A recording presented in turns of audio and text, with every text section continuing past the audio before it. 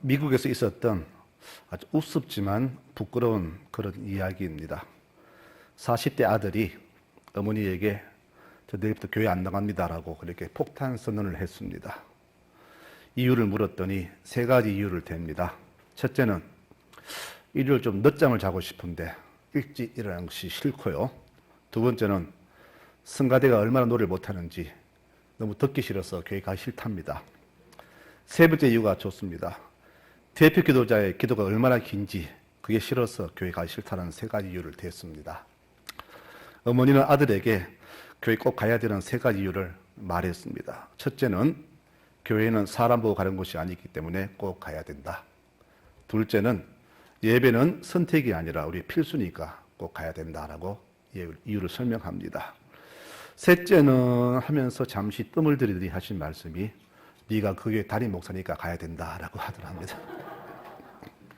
여러분, 신앙생활에서 가장 우선이고 가장 중요한 것은 성령의 힘을 의지해야 된다는 것을 꼭 기억하시기 바랍니다. 성령을 힘입지 않은 신앙생활은 목회자든 평신도든 종교생활에 불과하고 끝내는 스스로 질이 멸멸한다는 것을 단적으로 보여주는 한 예라고 볼 수가 있습니다. 미국 영화를 보면은 그 자막에 제기랄, 오마이갓 이런 말들이 가끔씩 나오지요. 저는 사실 이 말이 보니까 욕이더라고요.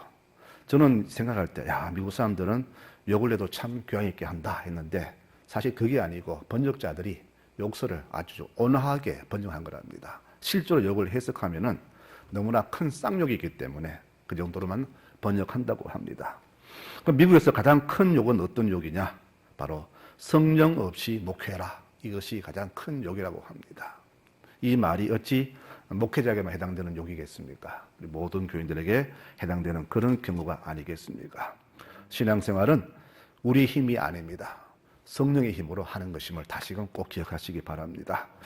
교우들을 가만히 보면은요, 성령이 충만한 사람과 그렇지 않은 사람으로 둘로 나누어지게 됩니다. 그러면은 성령 충만치 않은 사람과 충만한 사람 모습이 어떠한가를 오늘 말씀 속에서 한번 생각을 해보고자 합니다. 먼저 성령 충만치 않은 두 부류입니다. 첫째는 자기중심적이고 아주 이기적입니다.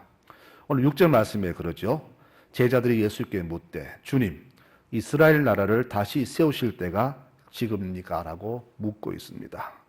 이 말은 언제쯤 정권을 잡습니까? 이런 말이 됩니다.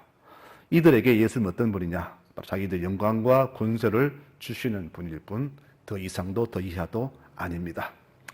야고보와 요한의 어머니도 주님께 두 아들 청탁을 했습니다. 주님, 내 두 아들을 주님 나라가 이루어지면은 주님 좌우편에 앉게 해주시죠. 즉 청탁입니다. 사람은 누구나 인생의 목표가 있고 자신만의 욕심이 다 있습니다. 그러나 신앙인이 세상의 욕망을 뛰어넘지 못하면은 그는 이미 죽은 자요. 그 종교가 그것을 뛰어넘지 못하면은 그 종교로 죽은 자요. 지도자가 세상과 똑같은 가르침을 준다면 그 지도자 역시 타락한 사탄의 졸개에 불과할 것입니다. 지금 우리가 믿고 있는 이 기독교가 타락한 종교인지 아닌지는 우리 자신들의 삶의 목표를 보면 알 수가 있겠죠. 교회마다 보면은 자기 중심으로 사는 교인들이 참 많습니다. 이들에게는 교회의 존재 목적이 뭐냐? 교회는 내게 도움을 주어야 한다. 내가 교회에 유익주기보다는 교회는 내게 도움을 줘야 한다. 그렇게 생각합니다. 안 그러면 교회는 존재할 필요가 없다라고 생각하지요. 이들이 주를 믿는 목적은 구속의 은총에 감사하며 사는 것이 아니라 주님을 내 삶의 도구로 이용하려는 것입니다. 그래서 기도할 때마다 내가 원하는 것을 다 주시기를 소망하고 내 앞길을, 내 가족들의 앞길을 형통케 하셔서 복되게 해달라고 그렇게만 생각하지요. 이렇게 이들은 예수님을 자기의 인생 도구로 이용하는 악한 자들입니다. 그러므로 교회 일이 내게 유익이 되면은 적극적으로 참여하지만은 내게 별 이익이 되지 않으면은 항상 참여하지 않는 모습을 보입니다. 이렇게 성령이 없는 교인, 성령이 떠나버린 교회는 바로 교회일수록 이런 교회들이 많음을 보게 됩니다. 우리 교회는 어떤 교회인지 모르겠습니다. 이렇게 성령이 충만치 않은 교인이 있는 교회인지 아닌지 모르겠지만은 아무튼 성령이 없는 교회가 바로 이런 교회의 특징이 있습니다. 두 번째로는 이들은 말씀대로 살지 않고 오직 기적을 바라보는 신비주의자로 살아감을 보게 됩니다. 11절에 보니까요. 갈릴리 사람들아 왜 하늘을 쳐다보느냐. 하늘로 올라가신 예수님은 너희가 본 그대로 다시 오실 것이다 라고 천사가 말을 했죠. 이 말은 주님이 떠나가셔서 구름이 가려서 보이지 않는데도 끝까지 하늘을 쳐다보는 무리들에게 천사가 한 경고의 말씀입니다. 우리 교회는 세상과 구별되는 매우 신령한 곳이고 성스러운 곳입니다. 이 땅 모두가 다 성속으로 갈라지지만은 사실은 성스러운 것은 없습니다. 오직 하나님의 교회만이 성스럽고 나머지는 다 속된 곳입니다. 그럼 교회가 왜 성스러운가? 바로 하나님이 임재해 계시기 때문에 교회는 성스럽습니다. 그래서 교회를 가리켜서 성스러운 집, 성전이라 그렇게 부르는 겁니다. 비록 온갖 추악한 죄인들이 모인 곳이지만 교회는 이들을 다 받아들이는 크고 넓은 바다와 같은 가슴이 있는 하나님의 성스러운 집이 되는 곳입니다. 그러나 교회가 교회다워지려면은 무엇보다 이 교회에 속한 교인들이 신령해야 합니다. 신령하다는 말은 무슨 말이냐? 하나님의 임재를 늘 체험하고 늘 주의 영역 안에서 모든 것이 시행이 되고 마무리되는 것을 신령하다 그렇게 말하죠. 즉 내 삶의 시작과 중간 과정과 마침까지를 주님께 의지하는 모습이 바로 신령한 모습이라는 겁니다.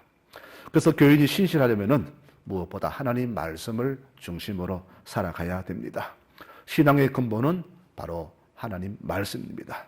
말씀을 제쳐두고 다른 것을 바라보고 원하는 것은 병든 신앙에 불과합니다. 그런데 교회마다 이렇게 하늘만 쳐다보는 신비한 교회들이 가끔씩 있습니다. 즉 신비주의에 빠진 교인들이죠. 이런 신비주의 삼은 교인들이 교회의 덕이 되느냐? 그렇지 않다는 것이 교회의 문제입니다. 이들은 말씀을 더 많이 깊이 알기 위해서 노력하기보다는 환상 보기를 원하고 예언 듣기를 바라고 또 기적만 바라보지만은 진작 자신이 신앙인으로서 해야 할 노력은 아주 경시하는 경우가 굉장히 많습니다. 더불어 교만이 넘쳐 흘러서 교인들을 보고 기도 안 한다고 책망하고 또 영적 능력이 없다고 무시할 뿐 아니라 더 나아가 목회자에 대해서도 아주 불순함이 넘쳐남을 보게 됩니다. 지금 이런 교회마다 이런 교만한 교인 때문에 교회의 영적 질서가 무너지고 있음을 자주 봅니다. 가끔씩 다른 교회 교인들을 만나는 경우가 있는데요. 그때마다 화가 나는 것은 그들 대부분이 자신을 매우 신령한 사람으로 스스로 여긴다는 겁니다. 몇마디 대해보면 이 사람의 모습을 알 수 있는데 전혀 자기는 속되지 않고 믿음이 충만하고 기도 많이 하고 신령한 사람으로 스스로 여기는 모습을 보게 됩니다. 여러분, 교회는 하나님이 친히 통치하시는 곳입니다. 우리가 할 일은 그분의 다스리심에 모든 것을 다 내려놓고 낮고 천한 마음으로 순종만 하면 되는 겁니다. 이것이 바로 교회의 모습입니다. 그래서 신앙에 요구된 것은 뭐냐? 하나님께 신실한 자세가 아니겠습니까? 신앙인은 정말로 신실해야 합니다. 하나님께 신실해야 하고 사람에게도 진실하게 다가서야 합니다. 그리고 누구를 대하든지 늘 내 부모와 형제를 대하듯이 해야 하고 무슨 일을 하더라도 나의 일처럼 내 집의 일처럼 그렇게 해야 됩니다. 특히 하나님의 일, 성전의 일은 직분은 하나님의 일은 그렇게 해야 되죠. 내 집을 가꾸듯이 그렇게 성스럽게 해야 되고 내 무슨 일을 하든 간에 하나님 앞에서 신실한 모습으로 나 자신을 올려드려야 됩니다. 이런 신령한 교인들이 있는 교회가 바로 성스러운 교회가 되는 겁니다. 사람은 물질이든 권력이든 무엇을 많이 가지면 누구나 뽐내고 싶고 어서될 수 있죠. 이것은 결코 죄가 아닙니다. 그러나 이것보다는 자기를 영적으로 스스로 특별하게 여기며 하나님과 마치 독대하는 것처럼 높이고 기도 많이 한다고 자랑하고 환상을 보았고 예언도 하고 손을 댄 병이 낫는 신령한 사람이라고 스스로 여길 때 바로 이 교만이 하나님의 큰 죄가 됨을 우리는 알아야 됩니다. 사람은 육적으로 교만할 수 있어요. 그러나 영적으로는 절대 교만해서는 안 됩니다. 만일 내게 그런 능력이 주어지고 그런 힘이 있다 할지라도 이 모든 것은 내 힘이 아닌 하나님 주신 것임을 안다면은 내가 주 앞에서 결코 영적으로 교만할 수는 없다는 것을 우리가 기억할 수가 있을 것입니다. 제가 어릴 때 교회에서 본 아픈 기억이 아직도 잊혀지지 않고 있습니다. 새벽 기도하면은 최소 5시간 이상 기도하는 어느 권사님이 있습니다. 이분은 목사님이 새벽 기도 오래 하지 않는다고 기도 안 하는 목사라고 욕하고 다닙니다. 또 어느 장로님은 새벽에 사택에 찾아가서 사택에서 전기 많이 쓴다고 신경질을 내는 모습을 보았습니다. 그 권사님은 할 일이 없으니까 뭐 5시간 기도하든 10시간 기도하든 별로 상관이 없지만은 목사님 목회해야 되잖아요. 어떻게 아침부터 하루 종일 기도합니까? 그렇게 못 하잖아요. 또 전기 많이 쓴다고 간섭하면은 목사님 식구들은 교회에 어떤 감정을 가질까요? 이렇게 교회에 대한 반감은요, 일반 사람뿐 아니라 목회자 가족들에도 엄청 많다는 것을 알아야 됩니다. 교회에 대한 불신이 어찌 이뿐이겠습니까? 수많은 교인들에게도 항상 그런 반감이 많을 겁니다. 한번 생각해 보았습니다. 왜 그 당시에 그 분들은 이렇게 승소하지 못했을까? 곰곰이 생각해 보니까 딱 이유가 한 가지입니다. 바로 성령의 임재 안에 있지 않았기 때문입니다. 우리 교인이요, 성령의 임재 안에 있지 않으면 어떻게 되느냐? 무슨 일을 하더라도 하나님의 일도 세상의 기준과 관습대로 하게 됩니다. 모든 것을 세상 기준대로 하더라고요. 또 모든 것을 결정할 때도 자기 기준대로 생각하고 행동하니까 세상과 구별되지 않고 교회에 신령한 사람들에게 이렇게 상처를 주게 된 것이죠. 이것이 지난날 우리 교회의 부끄러운 모습이었습니다. 그런데도 감사한 것은 그럼에도 불구하고 소리 없이 말 없이 조용히 새벽을 깨우고 밤을 새며 기도하는 신실한 종들이 있었기 때문에 그 교회가 신령한 모습으로 지금까지 존재함을 보게 됩니다. 밤새워 새벽을 깨우는 기도하는 생활은 성령의 능력이 없이는 결코 할 수 없는 중노동입니다. 저는 지금도 그 권사님들의 기도하는 모습을 기억합니다. 그분들의 눈물의 헌신과 기도가 있었기 때문에 오늘 그 후손들 모두가 믿음 안에서 복된 길을 걸어가고 있음을 저는 지금도 보고 있습니다. 성도 여러분, 성령이 떠나시면은요, 교회는 성황당보다 더 추한 곳이 됩니다. 성령이 충만하지 않으면은 성도는 십자가 강도보다 더 악한 자가 됨을 기억하시기 바랍니다. 성령이 임재하지 않은 교회는 말 그대로 종교인에 불과합니다. 지금 교회를 욕되게 하고 하나님의 영광을 욕되게 하는 사람들 모두가 바로 이 성령이 없는 종교인들입니다. 이들 때문에 하나님의 교회와 신실한 성도들이 같은 취급을 받게 되는 겁니다. 그러므로 성령이 임재하지 않으면 이런 추한 모습이 우리 삶에 넘쳐나게 됩니다. 우리가 성령을 충분히 받아야 되는 이유가 바로 여기에 있습니다. 여러분, 우리 성도님들 모두가 성령 충만하도록 기도하시기 바랍니다. 성령이 내게 충만히 임하셔야 내가 신령한 사람이 되고 하나님의 교회를 성스럽게 하는 그런 요인이 되는 겁니다. 성령 없이 믿음 생활 하려고 하지 마십시오. 하나님의 교회는 종교인이 필요 없습니다. 성실한 신실한 교우만이 필요합니다. 오늘 성령 강조를 맞이해서 우리 사랑하는 송라족의 모든 교우들 성령의 충만함을 임하도록 날마다 기도에 힘쓰는 교우들이 되시기를 바랍니다. 이렇게 성령이 없는 교회의 두 가지 모습을 보았습니다. 자기 이기주의고 하나님의 교회를 피폐하게 하는 그런 모습으로 나타나죠. 그러면은 성령이 충만한 교회는 어떤 특징이 있느냐? 바로 이 땅 살아갈 때에 오직 하늘 소망을 두고 살아가는 모습을 보게 됩니다. 12절 말씀 보니까 제자들이 감람산에서부터 예루살렘에 돌아왔다라고 그렇게 기록합니다. 이 말은 어떤 말이냐? 교회를 멀리했던 교인이 다시 교회 중심의 삶을 살기로 작정했다는 그런 말이 됩니다. 당시 제자들이 왜 성전에 없고 산에 있었느냐? 성전에 있으면 체포되기 때문에 그들은 주로 성전보다 산에 많이 피해 있었습니다. 그런데 예수님이 성천 후에 다시금 성전으로 복귀를 하죠. 이렇게 세상 중심에서 성전 중심으로 사는 교인의 특징은 무엇을 하든지 늘 나의 유익보다는 하나님의 성전, 하나님의 교우들 또 모두에게 남을 배려하는 모습으로 살아가게 됨을 보게 됩니다. 이들도 처음에는 겁쟁이였고 자기 중심적이었죠. 그런데 이 성령의 충만을 받은 후로부터는 이들은 완전히 다른 모습으로 살게 됩니다. 신실한 신앙인과 부실한 교인의 차이점이 무엇인지 아십니까? 바로 성전 중심이냐 자기 중심이냐로 나눠질 수가 있습니다. 신앙생활은 내 힘으로 할 수 있는 것이 아닙니다. 내 힘으로 하려고 할 때에 바로 무엇이냐? 형식이 내 삶의 주가 되겠죠. 사람의 시선을 의식하고 내게 유익된 것이 무엇인가에 모두 중점이 나누어집니다. 그래서 교회마다 이렇게 하나님 중심이 아닌 바로 형식 중심으로 사는 교인들이 교회에 얼마나 많은지 모릅니다. 주님이 예루살렘을 떠나지 말라고 하신 것은 바로 성령 중심으로 살라, 그런 말이 됩니다. 내가 성전에 머물러야 성령의 능력을 받을 수 있기 때문에 성령에 머물러라, 그렇게 말씀하신 겁니다. 나비와 벌이 꽃을 떠나 살 수 없듯이 우리 교우들은 절대 성전을 멀리해서는 안 됩니다. 교인이 교회를 멀리해도 살고 신앙생활 정언시해도 살고 기도하지 않아도 별탈 없이 살아가고 있다면 정말로 우리는 두려워해야 됩니다. 왜 그럴까요? 하나님이 나를 버리셨을지 모르기 때문입니다. 여러분, 하나님의 가장 무서운 심판이 뭔지 아시죠?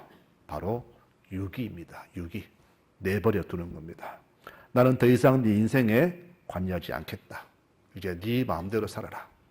관심 끊는 것이 바로 유기입니다. 하나님의 가장 큰 심판은 바로 이 유기입니다. 여러분, 사람에게 버림받는 것이 얼마나 무서운지 아시죠? 부모가 자식을 버리고 자식이 부모를 버리는 것, 이보다 더 추한 죄도 없고 무서운 인생도 없을 것입니다. 그래서 다윗은 바세바의 범죄 후에 이런 기도를 드렸습니다. 하나님이여, 나를 쫓아내지 마시고 주의 성령을 내게서 거두지 마소서라고 주님께 간절히 기도합니다. 버림받는 것이 얼마나 무섭고 서러운지를 다윗은 일찍 경험하기 때문에 이렇게 자기를 버리지 마시라고, 성령을 거두지 마시라고 주님께 탄원을 했던 겁니다. 그가 이렇게 성전 중심 사는 것이 얼마나 큰 복인가를 노래한 시편이 65편에 있습니다. 주께서 택하시고 가까이 오게 하셔서 주의 성전에 살게 하신 사람은 복이 있다. 우리가 주의 집은 성령이 좋은 것으로 만족하겠다. 여러분, 성령의 사람은 늘 성전을 가까이 하는 사람입니다. 성령 충만한 사람은 늘 성전에서 주를 만나려고 애쓰는 사람입니다. 왜? 성전에 와야만이 주를 만나고 성령을 충만히 받을 수 있기 때문에 그런 겁니다. 그러므로 성전 중심으로 사는 교회는 늘 하늘의 음성을 듣기 때문에 내가 오늘 어떻게 살아야 하는지, 어떻게 하는 것이 주께 영광되는 것인지를 늘 알고 행하며 살아가게 되는 겁니다. 성도 여러분, 분명히 기억하십시오. 교회 다닌다고 다 구원받는 것 절대 아닙니다. 내가 나더러 주여 주여 한다고 다 천국 가는 거 아니라고 분명히 말씀하셨어요. 구원받는 것은 내 믿음이 살아 있어야 됩니다. 내가 신실한 믿음을 가져야 구원받을 수 있습니다. 신실한 믿음은 겉으로는 분간이 잘 안 되지만은 대신 그 삶의 열매를 보면 알 수가 있죠. 누구보다 기도 많이 한다고 하는 교인, 나름대로 신앙이 깊다고 자부하는 교인이 있습니다. 그래서 교인들에게 인정받고 교회에서 중직도 받았지만은 그에 상응하는 열매가 없는 분들이 교회마다 얼마나 많은지 모릅니다. 하나님의 일은 성령의 능력을 하는 것이지 사람의 재능과 지식과 경험을 하는 게 절대 아닙니다. 신앙생활은 오직 성령의 힘으로만 하는 것입니다. 그래서 늘 내 속에 성령이 내 안에 임재해 계시도록 항상 기도에 힘써야 하고 경건한 삶을 살도록 노력해야 되는 것입니다. 성령이 임재하고 성령이 충만한 사람에게는 반드시 그 열매가 맺히는데 그 열매가 바로 성령의 9가지 열매가 됩니다. 성령의 열매는 사랑과 희락, 화평, 오래 참음, 자비와 양선과 충성과 온유와 절제 9가지 열매입니다. 이 열매가 없는 사람은 결코 성령의 사람이 아닙니다. 기도 많이 하고 남이 받지 못한 저 은사를 받고 능력이 충만해도 그 속에 사랑이 없으면 아무것도 아니듯이 성령의 열매가 없는 사람은 결코 하나님의 사람이 아님을 여러분 꼭 기억해야 됩니다. 성령의 열매는 꼭 병을 낫게 하고 예언을 하고 방언을 말하는 것만이 아니라 내 속 사람이 예수님을 닮아가며 예수의 사랑의 모습을 나타내는 삶을 말합니다. 보통 성령의 능력을 말할 때에 우리는 보러 축사, 축귀, 또 가신 능력, 예언, 방언 이런 외적인 은사를 말하지만은 교인들은 이 열매를 더 중시합니다. 결코 그렇지 않습니다. 저는 이 외적 은사보다 더 내 속에 있는 내적 은사를 더 귀하게 여깁니다. 이 내적 열매, 9가지 성령의 열매가 바로 그 사람의 성품으로 나타나는 것이죠. 성령에 충만한 사람은 온유한 사람입니다. 항상 남에게 은혜를 끼치고 그들을 기쁘게 합니다. 성령의 사람은 모두에게 사랑을 아낌없이 베풉니다. 그리고 만나는 사람마다 그 사랑을 통해서 평안을 느끼고 기쁨을 느낍니다. 그러므로 성령의 사람에게는 항상 사람이 모여듭니다. 비록 그분에게 손대어서 기도할 때 병자가 낫지 않고 예언하지 못하는 그런 무능을 해 보일지 모르지만은 대신 온유한 마음으로 선한 양심으로 모두에게 기쁨을 주는 그런 삶을 살아가게 됩니다. 바로 이 모습은 성령의 능력이 아니고는 결코 가질 수 없는 그런 모습이 아니겠습니까? 기도하는 사람이 성령의 사람입니다. 성령 아니고서는 하나님을 나의 아버지라 고백할 수 없겠죠. 그러나 능력 받아서 죄를 성실하게 감당하고 기도를 누구보다 많이 한다 할지라도 교회의 질서를 깨뜨리고 자기 생각을 주장하고 교회와 교들 간의 분열을 조장하는 사람은 결코 성령의 사람이 아닙니다. 내가 성령의 이끌을 받고 있는 거 아닌가는 내 인생을 보면 알 수가 있을 겁니다. 우리 교회 역사에서 정말로 중요한 사건이 세 가지가 있는데 바로 주님의 성육신 사건과 그분의 부활 사건과 성령의 오심 사건입니다. 그러므로 성령이 안 계시는 교회는 성황자보다 더 추한 곳이 되고 성령이 내주하지 않는 성도는 죽은 자와 다를 바가 없습니다. 우리 신앙생활에서 성령의 임재가 얼마나 중요한가를 우리는 알아야 됩니다. 제가 서두에 들려드렸던 미국의 그 목사 이야기, 사실 우리 자신도 그렇지 않다고 할 수 없겠죠. 그 이야기 들으면서 나도 똑같은 마음을 품었다면 우리 속에 성령이 안 계시다는 증거가 될 것입니다. 성도 여러분, 성령의 임재 없이는 절대 신실한 신앙을 살 수 없기 때문에 우리는 바로 성령의 충만함을 받기에 애쓰고 노력해야 됨을 잊지 마시기를 바랍니다. 말씀을 마치겠습니다. 훗날 하나님은 우리 모두에게 우리 인생의 열매를 다 요구하실 겁니다. 신앙의 열매는 내가 맺는 것이 아닌 성령께서 맺게 해 주십니다. 이 열매를 충분히 맺도록 늘 평소에 부지런히 신실한 신앙의 삶을 살아가야 됩니다. 그러기 위해서 우리는 늘 성전을 가까이 하고 기도에 힘써야 하며 성령이 충만하도록 늘 자신을 경건한 삶으로 이끌어 가야 됩니다. 카페에 머무러서 커피 마시며 노닥거리는 시간보다 주의 성전에 머무는 시간이 더 길어야 되지 않겠습니까? 잠자는 시간보다 기도 시간이 더 길어야 되지 않겠습니까? 나의 쾌락을 위해서 쓰는 재물보다 주님께 드리는 재물, 이웃을 위해 드리는 재물이 더 많아야 하지 않겠습니까? 바로 이것이 성령의 사람의 모습이 아니겠습니까? 여러분, 훗날 주님께 드릴 열매는 성령을 의지하는 신실한 성도만이 맺을 수 있는 축복이 될 것입니다. 하나님을 진실로 경외하고 늘 겸손하게 자신을 드리며 기대 무릎을 꿇는 성도, 또 이웃의 아픔을 생각하고 함께 울고 웃으며 걸어가기를 원하는 성도, 항상 하나님의 성전에 발걸음을 옮기며 하나님과 가까워지려고 애쓰는 성도에게 성령의 열매는 충만히 맺혀지게 될 것입니다. 세상은 더 악해지고 세상 사람들은 점점 더 자기 중심으로 살아가는 이때에 우리 교우들은 저들과는 정반대 모습으로 살아가야 됩니다. 사도 바울은 오늘 우리들 위해서 이런 기도를 하고 있습니다.